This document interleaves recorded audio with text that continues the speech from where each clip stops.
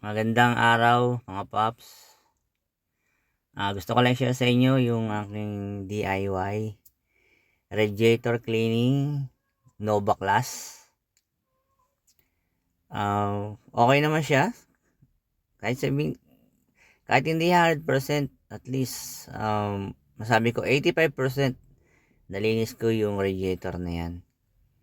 Para lang to sa mahilig mag DIY. At saka hindi naman tayo professional. Pero gusto ko lang din i-share. Baka sakaling makatulong sa inyo.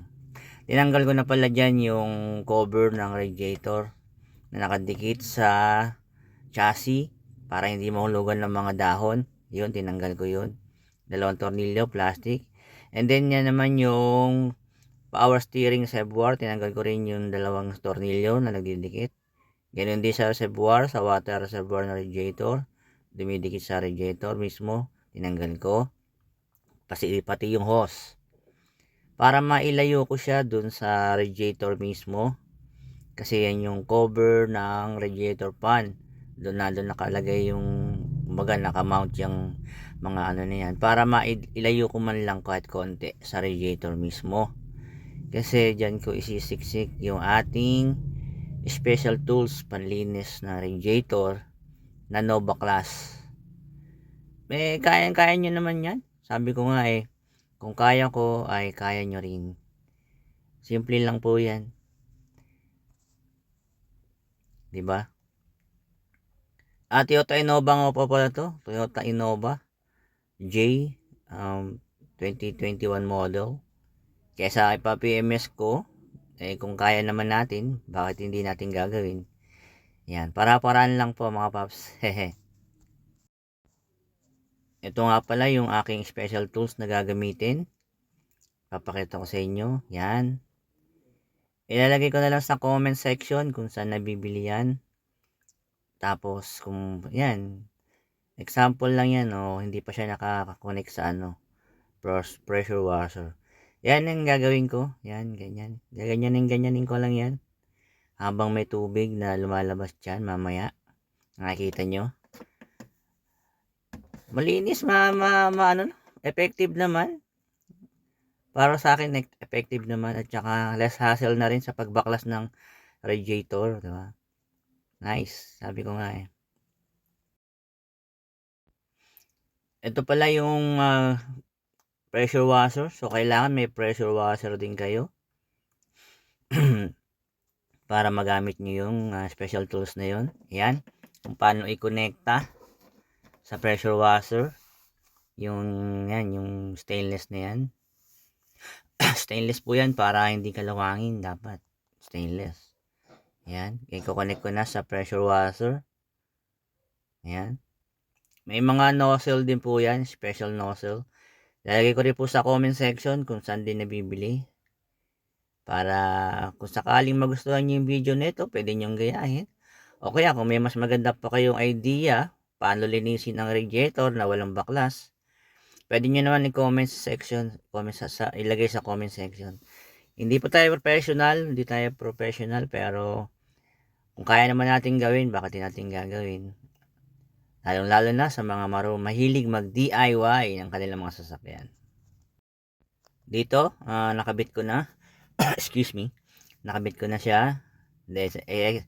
Tetestingin natin kung paano nga ba gumagana. Yan. Nakita nyo? Yan, lakas niyan. Kasi nga, 'di ba? May pressure 'yan hindi rin basta-basta 'yan. Effective talaga siya. Kaya lang iingat tayo sa mga pagtusok diyan sa sulok-sulok. Kasi may pressure 'yan, baka bumangga sa mga mga tubo ng radiator or anong tawag doon? Yung para sa aircon, condenser, ingat-ingatan lang natin. Ito na, moment of truth. Gagawin na natin. Ayan. Ayan Ayan. Yan ako na po. Tinabaho ko na, kumbaga. Ayan po. Sinuksok ko, and then binira ko na, ayan, pressure washer ko na. Yan. Ayan. Di ba? Ang lakas niyan. Lagyan nyo din ng ilaw para kung sakali nalalabuan kayo, at least maliwanag doon sa pinagsusuksukan nyo. Makita nyo yung mga tubo, maiwasan nyo na wag nyong magalaw. Kasi sensitive yun, baka mabutas. Iingat lang talaga. Iingatan nyo rin. Alalay lang sa pagsuksok, tsaka sa paggalaw-galaw dyan, na wag tatama sa tubo ng radiator at tsaka ng condenser. Ayan. Ayan, nakita nyo kung gaano karumi lumabas. Oh, ayan, napakaitim niyan, no? Napakaitim niyan. Diba? Ito po yung closer look. Ayan. Paano ko lilinis ang aking radiator na Nova Class. Kundi inilayo ko lang yung tawag dito, radiator fan cover sa pagkakadikit dun sa radiator. Nilinis ko yung unang face niyang radiator paloob. Nilinis ko rin po yung pangalawa, yung sa labas naman, yung face sa kabila. Abangan nyo po sa next video. Yan. Para sa akin malinis na yan, yung second face na yan. Sinabon ko na rin po yan, sinabon ko na. Another closer look kung paano ko nilinis ang aking radiator na Nova Class. Yan. Basta lagi nyo lang tatandaan na ulit-ulitin nyo lang yung proseso na yan. Hindi pwedeng isang pasada o dalawa. Ulit-ulitin nyo para sigurado kayo na malinis o nalinis nyo yung radiator sa mga alikabok, sa mga nakadikit dyan. Kasi yan po ang cause kung bakit humihina ang cooling system, dahil marumi ang radiator. Dahil nga yung mga alikabok araw-araw, lalo na kung araw-araw ka bumibiyahe, na dumidikit dyan sa radiator, tapos namumuo. Pag naanggian ng ulan, wala na, mangyayari putik na yun.